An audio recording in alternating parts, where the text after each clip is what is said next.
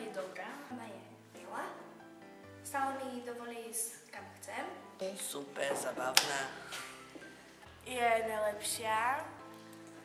Je výnimočná tým, že mi pomáha pri rôznych veciach.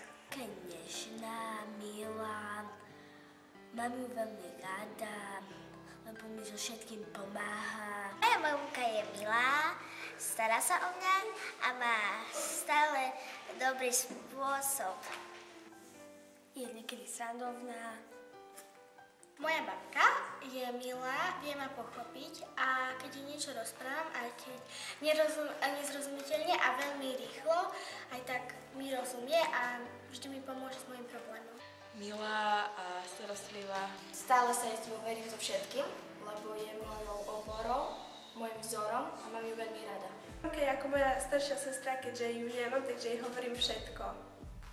Pomáha mi niekedy s projektami a tak ďalej.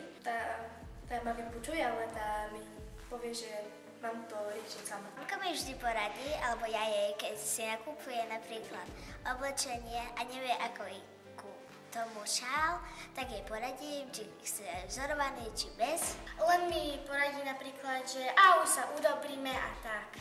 Že ak niečo urobím, tak mamka začne kričať, ale vyjasníme si to a je všetko v poriadku.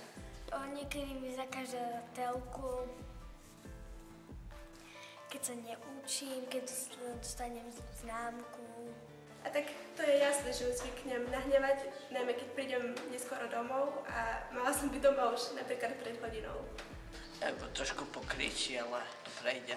Keď som dlho na Facebooku, keď jej nepomáham upratovať, alebo keď beriem korytnačku z akvária.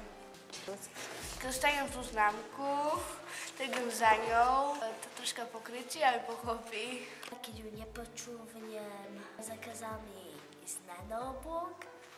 Len si to vyjasníme, sadneme si k jednému stolu a povieme si toto. Mamka sa skoro vždy nahneva, keď jej nechcem pomôcť s upratovaním. A keď ju naštvem, až tak veľmi milá není. Rada jej pomáham s domácimi pracami. Umývam riad. Ja jej niekedy pomáham, napríklad vysávam, ona potom pomýje podlahu. Jej pomáham napríklad riad umývať, vysávať.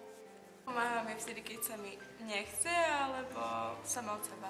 Veľmi rada nepratám, ale keď ma nahná, alebo dačo také, tak idem. Hlavne v sobotu. Tak vysávam, čo sa dá, aj sa priučujem, pešieme koláč, vypiekame hociaké veci pre dietka, že by mal čo jesť. Tak mamka ma musí tak na poli nútiť, aj takedy dobrovoľne idem pomôcť. Kedy ma núti, tak kedy pomáham sám. Nemusím mňa nútiť, vysávať, upratovať izby. Prátam. Tak mamke pomáham, to je samozrejme a nenúti ma, ja idem dobrovoľne. Napríklad poupratujem, prach poutieram, povysávam, pobavím sestru a minule som jej pomáhala s koláčom. Mami, ľúbim ťa a ďakujem, že si tu pre mňa. Mamka, ľúbim ťa a ďakujem, že si. Ľúbim ťa. Si najlepšia mama na svete a ďakujem. Mami, mám ťa veľmi rada a ďakujem, že pri mne vždycky stojíš. Si najlepšie na svete. Mama, mám ťa rada. Ďakujem, že ma vieš pochopiť. Moja mamka je môjim vzorom a preto jej chcem povedať, že ju veľmi ľúbim. Mami, ďakujem, že ťa mám. Mám ťa veľmi rada a si môj dar života. Veľmi ťa ľúbim. Mami,